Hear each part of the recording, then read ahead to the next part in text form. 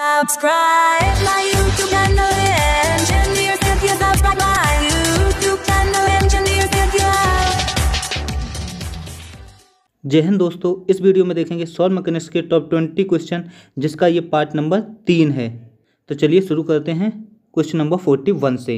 ये कह रहा है कि rise of water table above the ground surface cause. जब हमारा वाटर टेबल क्या है कि ग्राउंड सरफेस के ऊपर होता है तो क्या इफेक्ट पड़ता है। उसमें क्या होगा कि equally increase in pore water pressure and total stress.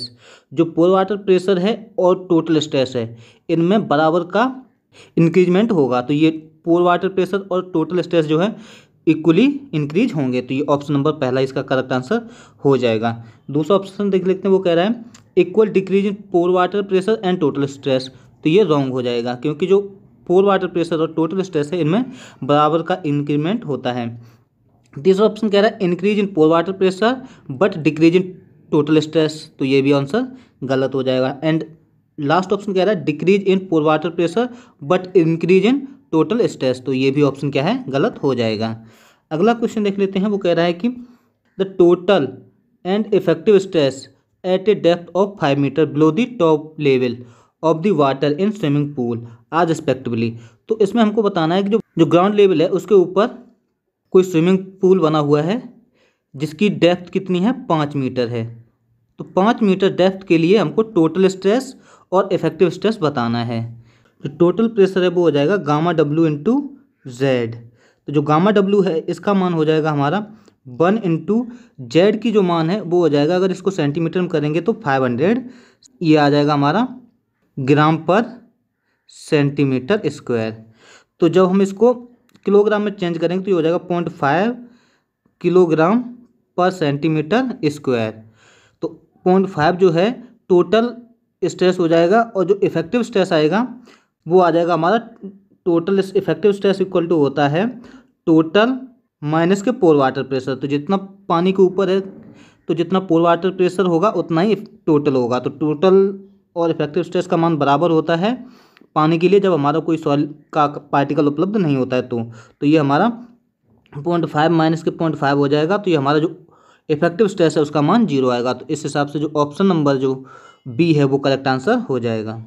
इसमें देख सकते हैं कि जो टोटल स्ट्रेस है वो 0.5 किलोग्राम पर सेंटीमीटर स्क्वायर आएगा, और जो इफेक्टिव स्ट्रेस है उसका मान 0 आ जाएगा। 43 क्वेश्चन कह रहा है if the water table rises up to ground surface then. अगर वाटर टेबल इंक्रीज हो रहा है तो क्या इफेक्ट होगा, इफेक्टिव स्ट्रेस और पोर वाटर प्रेशर पे। तो पहला ऑप्शन दे रहा है effective stress is reduce due to decrease in total stress only but pore water pressure does not change.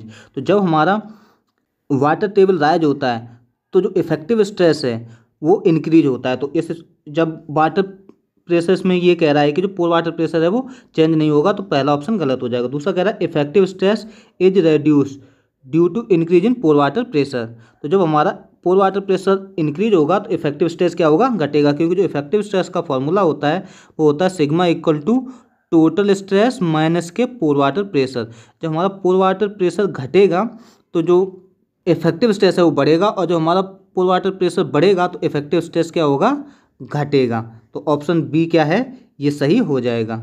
और अगला कह रहा है सी कह रहा है total stress is reduced due to increase in pore water pressure only but effective stress does not change. तो ये गलत हो जाएगा। जो इफेक्टिव स्ट्रेस है वो चेंज होगा, रिड्यूस होता है। तो ऑप्शन सी भी गलत है। एंड डी कह रहा है total stress is increase due to decrease in pore water pressure but effective stress does not change. तो ये भी गलत हो जाएगा, क्योंकि जो इफेक्टिव स्ट्रेस है वो चेंज होगा। नेक्स्ट क्वेश्चन कह रहा है कि क्विक सैंड इज जो क्विक सैंड है वो हमारा कोहेजन लेस में होने वाला एक कंडीशन है। तो इसका जो ऑप्शन नंबर पहला तो गलत हो जाएगा, टाइप ऑफ ए सैंड। ये सैंड का कोई भी टाइप नहीं होता है क्विक सैंड। और ऑप्शन बी दे रखा है फ्लो कंडीशन ऑक्यूरिंग इन कोहेजिव सॉइल। तो ये भी ऑप्शन क्या है, गलत हो जाएगा। जो क्विक सैंड कंडीशन है ये कोहेजन लेस सॉइल में होती है। तो ऑप्शन सी देख लेते हैं, फ्लो कंडीशन ऑक्यूरिंग इन कोहेजन लेस सॉइल। ये आंसर सही हो जाएगा। ऑप्शन नंबर तीसरा सही हो जाएगा। जो फ्लो कंडीशन है कोहेजन लेस सॉइल की, उसी को हम क्विक कंडीशन या क्विक सैंड कंडीशन कहते हैं। और डी ऑप्शन दे रखा है flow condition occurring in both. Cohesive and cohesionless soil. तो ये भी ऑप्शन क्या है, गलत हो जाएगा। 45 क्वेश्चन कह रहा है chemical grouting in use for. जो केमिकल ग्राउटिंग है वो हम मीडियम और फाइन सैंड के लिए यूज करते हैं। तो ऑप्शन इसका जो है पहला ही सही करेक्ट आंसर हो जाएगा। जो केमिकल ग्राउटिंग है वो हम मीडियम और फाइन सैंड के लिए यूज करते हैं। 46 क्वेश्चन कह रहा है the gas formed by the reaction of calcium carbide with water is. तो जो हमारी गैस बनती है कैल्शियम कार्बाइड की पानी के साथ रिएक्शन करने के बाद वो हमारी एसिटिलीन गैस कहलाती है। जो हमारी गैस बनती है कैल्शियम कार्बाइड जब वाटर के साथ रिएक्शन करता है, कैल्शियम कार्बाइड जो है पानी के साथ जब रिएक्शन करता है तो उस टाइम कौन सी गैस फॉर्म होती है, वो होती है एसिटिलीन गैस फॉर्म होती है, एसिटिलीन गैस बनती है। नेक्स्ट क्वेश्चन कह रहा है the seepage pressure is proportional to. जो सीपेज प्रेशर है पी का फॉर्मूला होता है P equal to I into L into gamma W. तो ये हमारा किसके प्रोपोर्शनल होता है, तो ये हाइड्रोलिक ग्रेडियंट के प्रोपोर्शनल होगा। ऑप्शन पहला सही हो जाएगा। यूनिट वेट ऑफ वाटर यानी गामा डब्लू के भी प्रोपोर्शनल होगा और लेंथ ऑफ द स्पेसिमेन यानी एल के भी प्रोपोर्शनल होगा। तो ये ऑप्शन नंबर है डी करेक्ट आंसर हो जाएगा। ये तीनों के प्रोपोर्शनल होता है। जो सीपेज प्रेशर है वो hydraulic gradient, unit weight of water and length of the specimen के प्रोपोर्शनल होता है। जितनी हम लेंथ बढ़ाएंगे उतना ही सीपेज प्रेशर बढ़ेगा। अगर हम हाइड्रोलिक ग्रेडियंट बढ़ाएंगे तो भी हमारा सीपेज प्रेशर बढ़ेगा और गामा डब्ल्यू के बढ़ने पर भी सीपेज प्रेशर इंक्रीज करेगा। 48 क्वेश्चन कह रहा है the hydraulic head that would produce a quick condition in sand stratum of thickness 1.5 metre, specific gravity 2.7 and void ratio 0.67 is equal to. तो हमको इसमें बताना है कि जो हाइड्रोलिक हेड है HL का मान है वो कितना होगा यदि जो थिकनेस यानी कि जो L लेंथ दे रखी है वो हमको दे रखी है कितनी, L का मान दे रखा है 1.5 मीटर और कह रहा है कि जो स्पेसिफिक ग्रेविटी है G का मान वो दे रखा है 2.67 और वर्ड रेशियो E का मान जो दे रखा है वो दे रखा है 0.67। एक फॉर्मूला होता है I equal to G minus 1/1 plus E। तो I इक्वल टू होता है हेड लॉस अपॉन लेंथ। तो हेड लॉस HL हमको ज्ञात करना है। G माइनस 1 G की वैल्यू जो दे रखी है वो दे रखी है 2.67 माइनस 1/1 प्लस E की वैल्यू दे रखी है 0.67। इसको घटाने पे ये कैंसिल हो जाएगा और जो L है इसका मान कितना दे रखा है 1.5। तो जो हाइड्रोलिक हेड आएगा HL का मान आ जाएगा वो आ जाएगा हमारा 1.5 मीटर। तो ऑप्शन नंबर इसका जो है बी करेक्ट आंसर हो जाएगा 1.5 मीटर। 49 क्वेश्चन कह रहा है physical properties of a permeant which influence permittivity are. जो के का मान है वो किस किस पर निर्भर करता है, तो ये के का मान है जो इन चीज़ों पर निर्भर करता है। किस पर करता है, के डैश पर, इसको बोलते हैं इंस्टेंटिक कोफिशिएंट, इस पर भी निर्भर करता है। Gamma W unit weight of water पर भी निर्भर करता है। म्यू विस्कोसिटी पर भी निर्भर करता है और ई है इसको बोलते हैं वॉइड रेशियो, इस पर भी निर्भर करता है और D size of the particle पर भी निर्भर करता है। अगला क्वेश्चन कह रहा है सिलेक्ट द करेक्ट स्टेटमेंट। पहला ऑप्शन दे रखा है the greater the viscosity greater permeability. ये गलत हो जाएगा क्योंकि जो परमेबिलिटी है वो विस्कोसिटी के इन्वर्सली प्रोपोर्शनल होती है। के इज इन्वर्सली प्रोपोर्शनल टू 1/म्यू। तो ये ऑप्शन पहला गलत हो जाएगा। दूसरा कह रहा है the greater the unit weight greater is permeability. तो ये सही हो जाएगा। जो परमेबिलिटी है वो यूनिट वेट ऑफ वाटर के डायरेक्टली प्रोपोर्शनल होती है। ऑप्शन नंबर दूसरा करेक्ट आंसर हो जाएगा। तीसरा कह रहा है greater the unit weight smaller the permeability. तो ये ऑप्शन क्या है, गलत हो जाएगा।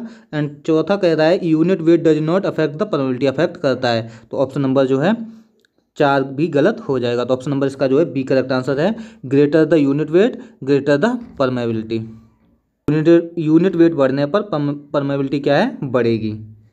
इसका हमने फॉर्मूला आपको बताया था, पीछे लिखा है, ये यहाँ पर लिखा हुआ है। ये रहे गामा डब्ल्यू बढ़ने पर परमेबिलिटी बढ़ेगी और जो विस्कोसिटी है वो बढ़ेगी तो परमेबिलिटी घटेगी। 51 क्वेश्चन कह रहा है the behaviour of clay is govern by. जो क्ले का बिहेवियर है वो किसके द्वारा प्राप्त किया जाता है, वो सरफेस एनर्जी द्वारा प्राप्त किया जाता है। 52 क्वेश्चन कह रहा है the weakest bond in soil is. जो सबसे वीकेस्ट बॉन्ड है वो हमारा सेकेंडरी वैलेंस बॉन्ड जिसको वाटर बॉन्ड बोलते हैं, ये हमारा सबसे वीकेस्ट बॉन्ड होता है। और ये हमारा किस में पाया जाता है, ये हमारा मोंटमोलोनाइट क्ले में पाया जाता है। हाइड्रोजन बॉन्ड है ये हमारा कायोलाइट में पाया जाता है, ये स्ट्रॉन्ग होता है। और जो आयनिक बॉन्ड है ये हमारा आइलाइट में पाया जाता है, ये भी मजबूत बंध होता है। 53 क्वेश्चन कह रहा है Honey comb structure is found in. जो हनी कॉम्ब स्ट्रक्चर है वो हमारा फाइन सैंड और सिल्ट में देखा जाता है। तो ऑप्शन नंबर इसका डी करेक्ट आंसर हो जाएगा। जो हनी कॉम्ब स्ट्रक्चर है वो फाइन सैंड और सिल्ट में पाया जाता है। 4 क्वेश्चन कह रहा है इफेक्टिव स्ट्रेस ऑन सॉइल। जो इफेक्टिव स्ट्रेस सॉइल पर हैं वो क्या करते हैं, वो decrease both body ratio and permeability. जो इफेक्टिव स्ट्रेस हैं वो परमेबिलिटी और बॉडी रेशियो को डिक्रीज करते हैं। तो ऑप्शन नंबर इसका सी सही आंसर हो जाएगा। 55 क्वेश्चन कह रहा है if the permeability of soil is 0.8 mm पर second the type of soil as. तो जब हमारी परमेबिलिटी का मान 0.8 mm पर सेकेंड है तो इस प्रकार की जो सॉइल होगी वो हमारी सैंड होगी, क्योंकि जो सैंड है इसकी परमेबिलिटी है वो 1 से 10⁻³ के बीच में लाई करती है। इस प्रकार इसका ऑप्शन नंबर बी सही आंसर हो जाएगा। ग्रेवल है, इसका मान जो है परमेबिलिटी की, ग्रेवल के लिए जो परमेबिलिटी का मान है वो 1 से ज़्यादा होता है। सिल्ट के लिए 10⁻³ से 10⁻7 तक होता है और क्ले के लिए लेस देन 10⁻7 होता है। ये रहे सबके मान। जो ग्रेवल है इसके लिए जो परमेबिलिटी का मान है वो ग्रेटर देन 1 होता है। सैंड के लिए 1 से 10⁻³ के बीच में लाई करता है और सिल्ट के लिए 10⁻³ से 10⁻7 के बीच में लाई करता है और क्ले के लिए लेस देन 10⁻7 होता है परमेबिलिटी का मान। क्वेश्चन कह रहा है which of the following method is more suitable for determination of permeability of clay soil. तो जो क्ले सॉइल के लिए हमको पूछ रहा है कि कौन सा परमेबिलिटी मेथड है वो सुटेबल रहेगा, बेस्ट रहेगा। तो जो क्ले सॉइल होती है इसको फाइन ग्रेन सॉइल बोल सकते हैं। तो फाइन ग्रेन सॉइल के लिए, क्ले सॉइल के लिए हम फॉलिंग हेड मेथड यूज करते हैं। ऑप्शन नंबर इसका जो है बी करेक्ट आंसर हो जाएगा। फॉलिंग हेड मेथड है वो यूज किया जाता है हमारा क्ले सॉइल के लिए। और जो कांस्टेंट हेड मेथड है वह हमारा कोर्स ग्रेन सॉइल के लिए यूज किया जाता है। कांस्टेंट हेड मेथड है वो कोर्स ग्रेन सॉइल के लिए यूज हम करते हैं। अगला क्वेश्चन कह रहा है which of the following method is best suitable for determination of permeability of coarse grain soil. वही पूछ दिया कि कोर्स ग्रेन सॉइल के लिए हम कौन सा मेथड यूज करते हैं। तो कोर्स ग्रेन के लिए हम कांस्टेंट हेड मेथड यूज करते हैं। तो ऑप्शन नंबर इसका जो है पहला ही करेक्ट आंसर हो जाएगा। कांस्टेंट हेड मेथड है वो हमारा कोर्स ग्रेन सॉइल के लिए यूज किया जाता है। कांस्टेंट हेड मेथड जो है वो कोर्स ग्रेन सॉइल के लिए यूज किया जाता है। 58 क्वेश्चन कह रहा है due to rise in temperature the viscosity and unit weight of percolating fluid are reduced to 60% and 90% respectively. If other thing remain constant, the coefficient of permeability। तो K का मान हमको बताना है कि कितना होगा। इसमें हमको पता है कि जो K है वो हमारी डायरेक्टली प्रोपोर्शनल होती है गामा W के और इन्वर्सली प्रोपोर्शनल होती है म्यू के, यानी विस्कोसिटी के। तो हम लिख सकते हैं K1 = gamma W upon mu. बाकी जो चीज़ हुए हैं उनको इसने कांस्टेंट रखा है। तो इसमें हम लिख सकते हैं कि जो K2 बराबर है तो वो हो जाएगा 0.9 टाइम कर दिया है हमारा गामा W और 0.6 टाइम क्या कर दिया है म्यू को रेड्यूस कर दिया है। तो ये 0.9 गामा W अपॉन 0.6 म्यू, यानी कि 90% हमको डिक्रीज किया है यूनिट वेट में और 60% विस्कोसिटी में रेड्यूस किया है। तो इसमें क्या हो जाएगा कि गामा W अपॉन म्यू है इसकी जगह पे हम K1 लिख सकते हैं और जो K2 की वैल्यू आ जाएगी 1.5 × K1 आ जाएगी। तो यानी कि जो K2 का मान है वो K1 के 50% इंक्रीज हो गया। तो ऑप्शन नंबर इसका जो बी सही आंसर हो जाएगा कि जो K1 है उसके अपेक्षा K2 कितना 50% ज़्यादा होगा। क्वेश्चन नंबर 59 कह रहा है coefficient of permeability of soil. जो कोएफिशिएंट ऑफ परमेबिलिटी है उसका टेम्परेचर पर क्या इफेक्ट पड़ता है। तो जो हमारी कोएफिशिएंट ऑफ परमेबिलिटी है K, ये हमारी इन्वर्सली प्रोपोर्शनल होती है 1/μ के, और जो 1/μ है ये डायरेक्टली प्रोपोर्शनल हो जाएगा टेम्परेचर के। यानी टेम्परेचर अगर बढ़ेगा तो म्यू क्या है घटेगा, और म्यू घटेगा तो टेम्परेचर बढ़ेगा, और टेम्परेचर बढ़ेगा तो परमेबिलिटी भी इंक्रीज होगी। तो ऑप्शन नंबर इसका क्या है बी करेक्ट आंसर हो जाएगा, increase with increase in temperature. Question number 60 कह रहा है the average coefficient of permeability of natural deposit. Option A दे रहा है parallel to stratification is always greater than perpendicular to stratification, यानी कि जो एच की वैल्यू है वो हमेशा KV से ज़्यादा होगी। तो ये बात सही है। तो ऑप्शन इसका जो है वो पहला ही करेक्ट आंसर हो जाएगा। और दूसरा ऑप्शन दे रखा है parallel to stratification is always less than the perpendicular to stratification. तो ये ऑप्शन रॉन्ग हो जाएगा। Is always same in both direction, दोनों डायरेक्शन में कभी भी जो परमेबिलिटी है वो सेम नहीं होती है। हॉरिजॉन्टल में हमेशा ज़्यादा होगी एज कम्पेयर टू वर्टिकल। और डी कह रहा है परपेंडिकुलर टू स्पेसिफिकेशन में भी और not greater than that perpendicular to stratification, यानी कम भी हो सकती है और ज़्यादा भी हो भी सकती है और नहीं भी हो सकती है। तो ये ऑप्शन क्या है, गलत है हो जाएगा। तो इसका ऑप्शन नंबर जो है वो पहला ही करेक्ट आंसर हो जाएगा कि जो हॉरिजॉन्टल डायरेक्शन में प्रोबेबिलिटी का मान है वो वर्टिकल की अपेक्षा ज़्यादा होता है। इसी के साथ आज का वीडियो हमारा यहीं पर समाप्त होता है। Thanks for continuously watching this lecture. Please like and share maximum.